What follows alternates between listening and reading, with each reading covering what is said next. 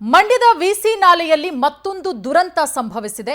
Reverse ತೆಗೆಯುವ ವೇಳೆ VC ನಾಲೆಗೆ ಕಾರು ಬಿದ್ದಿರೋದು ನೋಡಿ. ಕಳೆದ ಕೆಲ ತಿಂಗಳಿನ ಹಿಂದೆ ದೊಡ್ಡ ಮಟ್ಟದಲ್ಲಿ ದುರಂತ ಆಗಿತ್ತು ಮಂಡ್ಯದ ವಿಸಿ ನಾಲೆಯಲ್ಲಿ. ಈಗ ಮತ್ತೆ ಅದೇ ರೀತಿಯ ದುರಂತ. ರಿವರ್ಸ್ ತೆಗೆಯುವಂತಹ ಸಂದರ್ಭದಲ್ಲಿ ವಿಸಿ ನಾಲೆಗೆ ಕಾರು ಬಿದ್ದಿದೆ. ಕಾರಲ್ಲಿದ್ದಂತಹ ಮೂವರು ಸ್ಥಳದಲ್ಲೇ ಸಾವನ್ನಪ್ಪಿದ್ದು ಮಂಡ್ಯ ತಾಲೂಕಿನ ಮಾಚಹಳ್ಳಿ ಬಳಿ ನಡೆದಿರುವ ಘಟನೆಗಿದು. ಓರ್ವನ ಶವ ಪತ್ತೆಯಾಗಿದೆ. ಇಬ್ಬರ ಮೃತದೇಹಕ್ಕಾಗಿ ಶೋಧ ನಡೆಸಲಾಗ್ತಾ ಇದೆ. ಮತ್ತೋರ್ವನನ್ನ ಸ್ಥಳೀಯರು ರಕ್ಷಣೆ ಮಾಡಿದ್ದಾರೆ. ಮೃತ ಮೂವರು ಕೂಡ ಹಾಲಹಳ್ಳಿ ಸ್ಲಂ ಬೋರ್ಡ್ ನಿವಾಸಿಗಳು. ಕಾರಲ್ಲಿ ಮೀನು ಹಿಡಿಯೋದಕ್ಕೆ ವಿಸಿ ನಾಲೆಗೆ ಬಂದಿರ್ತಾರೆ. ಶಿವಳ್ಳಿ ಪೊಲೀಸ್ ಠಾಣಾ ವ್ಯಾಪ್ತಿಯಲ್ಲಿ ಈ ಸಂಬಂಧ ಪ್ರಕರಣ ದಾಖಲಾಗಿದೆ.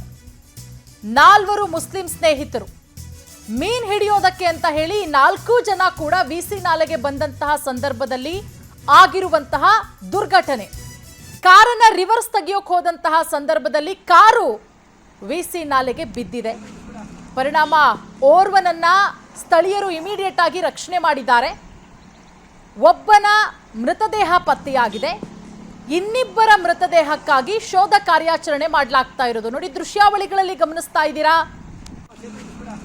ಏಜು ತಜ್ಞರು ಕೂಡ ಬಂದಿದ್ದಾರೆ, ಸ್ಥಳದಲ್ಲಿದ್ದಾರೆ, ಪೊಲೀಸರು ಕೂಡ ಇದ್ದಾರೆ.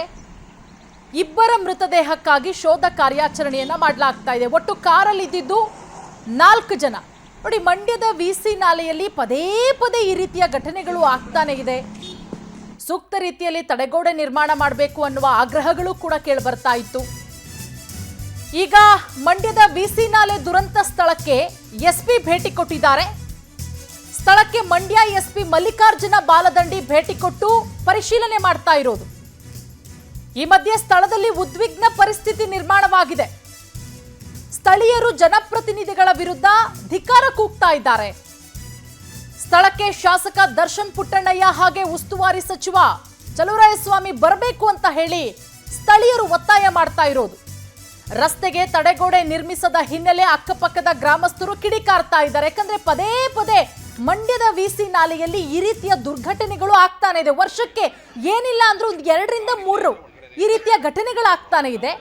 ಘಟನೆಗಳಾದಂತಹ ಸಂದರ್ಭದಲ್ಲಿ ಜನಪ್ರತಿನಿಧಿಗಳು ಬರ್ತಾರೆ, ಸೂಕ್ತ ರೀತಿಯಲ್ಲಿ ಕ್ರಮ ತೆಗೆದುಕೋತೀವಿ, ತಡೆಗೋಡೆ ನಿರ್ಮಿಸ್ತೀವಿ ಅಂತ ಹೇಳ್ತಾರೆ. ಹಂಗ್ ಹೋದವರು ಮತ್ತೆ ಬರೋದು ಇದೇ ರೀತಿ ದುರ್ಘಟನೆ ಆದಾಗ್ಲೆ. ಹಾಗಾಗಿ ಸ್ಥಳೀಯರು ಪೊಲೀಸರ ನಡುವೆ ವಾಗ್ವಾದಕ್ಕಿಳಿತಾರೆ. ಜನಪ್ರತಿನಿಧಿಗಳನ್ನ ಕರೆಸಿ ಸ್ಥಳಕ್ಕೆ ಆಗ ಆಶ್ವಾಸನೆ ಕೊಟ್ಟು ಹೋಗ್ತಾರೆ, ಮತ್ತೆ ಬರೋದೇ ಇಲ್ಲ. ಪದೇ ಪದೇ ಈ ರೀತಿ ಘಟನೆಗಳಾಗ್ತಾ ಇದೆಯಲ್ಲ, ಜೀವಗಳಿಗೇನು ಬೆಲೆ ಇಲ್ವಾ, ಏನ್ ಮಾಡ್ತಿದ್ದಾರೆ ಜನಪ್ರತಿನಿಧಿಗಳು ಅಂತ ಹೇಳಿ ಈಗ ಪೊಲೀಸರನ್ನ ತರಾಟೆಗೆ ತೆಗೆದುಕೊಂಡಿರೋದು.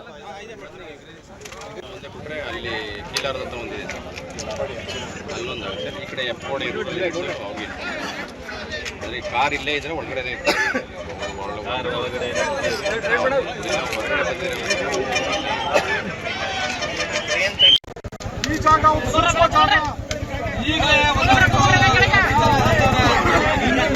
ಸೈನು ಬೇಡ, ಒಬ್ರು ಸೈನು ಬೇಡ, ಈ ರೋಡಲ್ಲಿ ಹೋಗುದು ಬೇಡ. ಯಾರು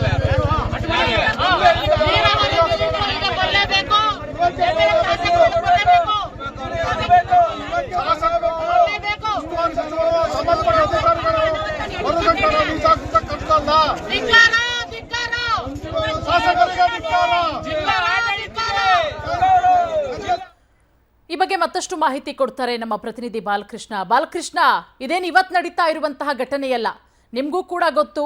ವರ್ಷಕ್ಕೆ 2-3 ಬಾರಿ ಮಂಡ್ಯದ ವಿಸಿ ನಾಲೆಯಲ್ಲಿ ಈ ರೀತಿಯ ದುರ್ಘಟನೆಗಳಾಗ್ತಾನೆ ಇದೆ. ಜನಪ್ರತಿನಿಧಿಗಳು ಏನ್ ಮಾಡ್ತಿದ್ದಾರೆ, ಆಗ ಬರ್ತಾರೆ, ಆಶ್ವಾಸನೆ ಕೊಡ್ತಾರೆ, ಹೋಗ್ತಾರೆ. ಇವತ್ತು ಎಷ್ಟೊತ್ತಿಗಾಗಿದ್ದು ದುರ್ಘಟನೆ, ಇದುವರೆಗೂ ಎಷ್ಟು ಮೃತದೇಹಗಳು ಸಿಕ್ಕಿದೆ, ಯಾವ ರೀತಿ ಹುಡುಕಾಟ ನಡೆಸಲಾಗ್ತಾ ಇದೆ ಬಾಲಕೃಷ್ಣ? ಹೌದು ಪೂರ್ಣಿಮಾ, ಏನಂದ್ರೆ ಇದು ಮಂಡ್ಯ ತಾಲೂಕಿನ ಮಾಚಹಳ್ಳಿ ಗ್ರಾಮದಲ್ಲಿ ನಡೆದಿರುವಂತಹ ಒಂದು ಘಟನೆ.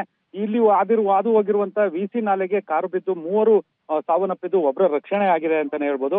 ಏನಂದ್ರೆ ಇಲ್ಲಿ ಇಲ್ಲಿ ವರ್ಷಕ್ಕೊಂದ್ಸಲನಾದ್ರೂ ಇಲ್ಲಿ ಈ ಘಟನೆ ನಡೀತಾನೆ ಇದೆ. ಕಳೆದ ಬಾರಿ ಏನು ಜೈಪುರದ ಹತ್ರ ನಡೆದಿತ್ತು, ಆವಾಗ ಒಂದು ಕಾರ್ ಬಿದ್ದು ಒಬ್ಬ ಸಾವನ್ನಪ್ಪಿದ್ದ. ಮತ್ತೆ ಅದಲ್ಲದೆ ಇವಾಗ್ಲೂ ಕೂಡ ಈ ತರ ಕಾರ್ ಬಿದ್ದು ಅವಘಡ ಸಂಭವಿಸಿರುವಂತದ್ದು. ನಿಜವಾಗ್ಲೂ ಇದರಿಂದ ಜನರು ಕೂಡ ಆತಂಕಗೊಂಡಿದ್ದಾರೆ ಅಂತಾನೆ ಹೇಳ್ಬೋದು.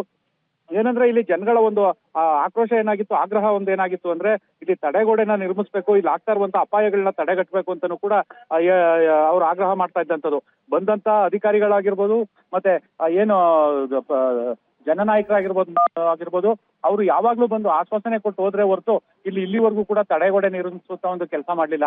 ಏನು ಆ ಶಿವಳ್ಳಿ ಒಬ್ಬ ವ್ಯಕ್ತಿ ಸತ್ತಿದ್ದ ಕಾರು ಬಿದ್ದು ವಿಸಿ ನಾಲೆಗೆ ಆ ಜಾಗದಲ್ಲಿ ಮಾತ್ರ ಒಂದು 100 ಮೀಟರ್ ಅಷ್ಟು ಮಾತ್ರ ತಡೆಗೋಡೆ ನಿರ್ಮಿಸಿದ್ದಾರೆ. ಆದ್ರೆ ಇನ್ನು ಉಳಿದಂತೆ ಯಾವುದೇ ಕಡೆ ತಡೆಗೋಡೆನ ನಿರ್ಮಿಸಿಲ್ಲ.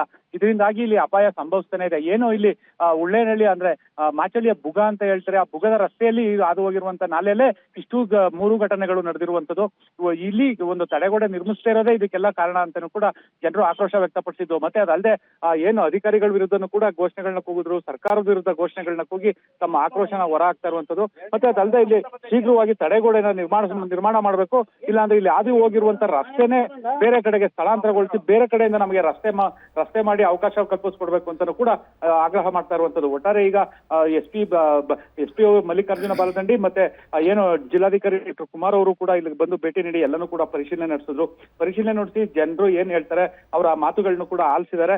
ಇದನ್ನ ಶೀಘ್ರವಾಗಿ ನೀರಾವರಿ ಇಲಾಖೆ ಅಧಿಕಾರಿಗಳೊಂದಿಗೆ ಮಾತನಾಡಿ ಇದನ್ನ ಸರಿಪಡಿಸುವಂತ ಒಂದು ಕೆಲಸ ಮಾಡ್ತೀವಿ ಅಂತಾನೂ ಕೂಡ ಜಿಲ್ಲಾಧಿಕಾರಿಗಳು ಹೇಳಿರುವಂತದ್ದು. ಪೂರ್ಣಿಮಾ.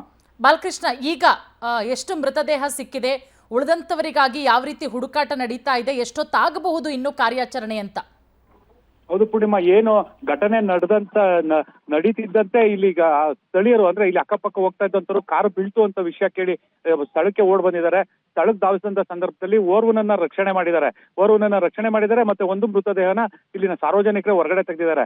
ಆದ್ರೆ ಇನ್ನಿಬ್ರು ಮೃತದೇಹಗಳು ಏನು ಕಾಲುವೆಯಲ್ಲಿ ಕೊಚ್ಚಿ ಹೋಗಿದ್ಯಾ ಇಲ್ಲ ಕಾರ್ ಒಳಗಡೆನೆ ಸಿಗಾಕೊಂಡಿದ್ಯಾ ಅನ್ನೋದು ಕಾರ್ನ ಮೇಲತ್ತದ ಮೇಲೆ ಅಷ್ಟೇ ಗೊತ್ತಾಗುತ್ತೆ. ಆದ್ರೆ ಅವರು ಕೂಡ ಸಾವನ್ನಪ್ಪಿರ್ತಾರೆ ಅಂತಾನೆ ಕೂಡ ಹೇಳಲಾಗ್ತದೆ. ಯಾಕೆಂದ್ರೆ ಇಷ್ಟರಲ್ಲಿ ಏನಾರು ಅವ್ರು ಬದುಕಿದ್ರೆ ಇಷ್ಟರಲ್ಲಿ ಅವ್ರು ಕಾಣಿಸ್ಕೋಬೇಕಾಗಿತ್ತು, ಎಲ್ಲರೂ ಸಿಗ್ಬೇಕಾಗಿತ್ತು.